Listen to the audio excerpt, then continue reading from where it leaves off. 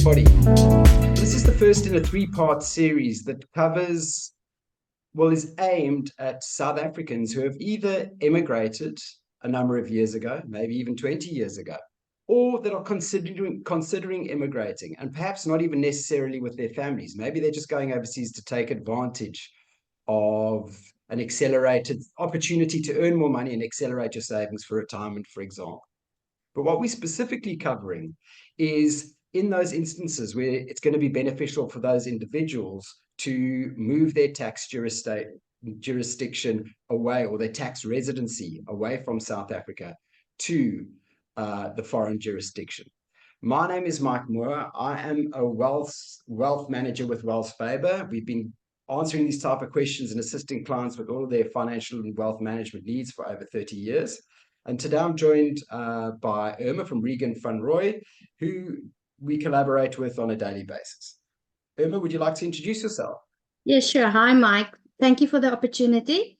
I'm Irma Lategan. I'm the private client head at Regan van Roy, and I deal with people moving to and out of South Africa on a daily basis, and also managing their assets and estate planning. So this is very relevant. Awesome. So Irma, I don't know about you, but I typically find that these sort of issues are really pertinent to people that are going to places like Dubai. Saudi Arabia is becoming a lot more popular now. And I've also had quite a few clients asking these questions that have moved to the low tax cantons in Switzerland, such as Zug. So that's typically where we answer them. And when they're about to move, or if they have been overseas, the one thing on their mind, first and foremost, is should they change their tax domicile? And that's even the case if they've been there for 20 years. What is your answer to that, or what are the considerations? Well, Mike, it's actually not a choice. It's actually a matter of law. So you look at the South African law regarding residency, and when are you seen as a South African tax resident and when not. So you formally place your immigration from a tax perspective on record with SARS, just to bring the law and the practicalities together. So in law, you are tax resident in South Africa if you're ordinary resident in South Africa. So that's when your house is here, your family is here, and this is the place where you live, or as they say in the case law that we look at, you return from your wanderings, or where you keep your pipe and slippers. That's the first and dominant test. Then the second test is obviously the days test, or the physical presence test. And that is a 6-year test where they look at where you spent a lot of time in South Africa over a period of 6 years, which consists of 3 tiers. So if you tick the box on all 3 tiers, then you are resident in terms of the physical presence test.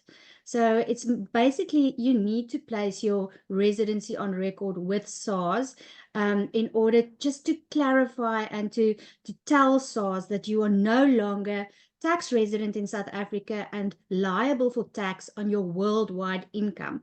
Otherwise, they are going to try and tax you on your income that you earn in Dubai or one of the other countries that you've mentioned.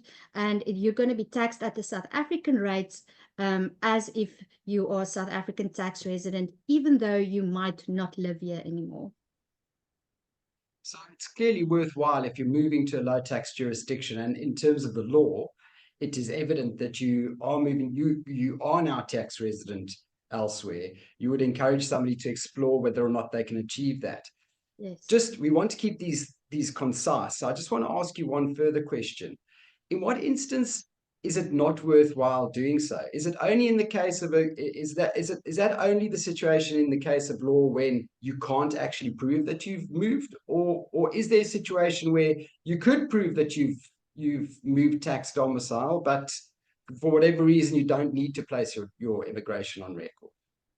It's always a good idea to make the law and the practicalities coincide.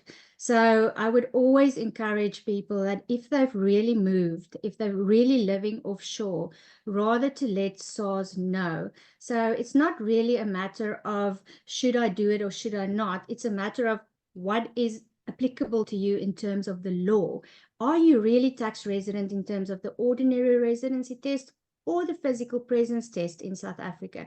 It also makes your life a lot easier if you've moved and you're earning offshore income, so that SARS don't come a couple of years later and say, hey, you haven't submitted your tax returns, you're behind on your taxes in South Africa, and actually you're not tax resident here anymore. So basically it's a practical question, and you just need to look at the law of where you live now. Fantastic. Okay, thanks, Irma. So that wraps this up. As I say, I want to keep it concise. In part 2, we're going to discuss the implications of placing your tax residency or your change or your immigration on record with SARS. And the primary implication there is exit tax. So thanks for your answers in this part 1, Irma, and we'll see everybody in part 2.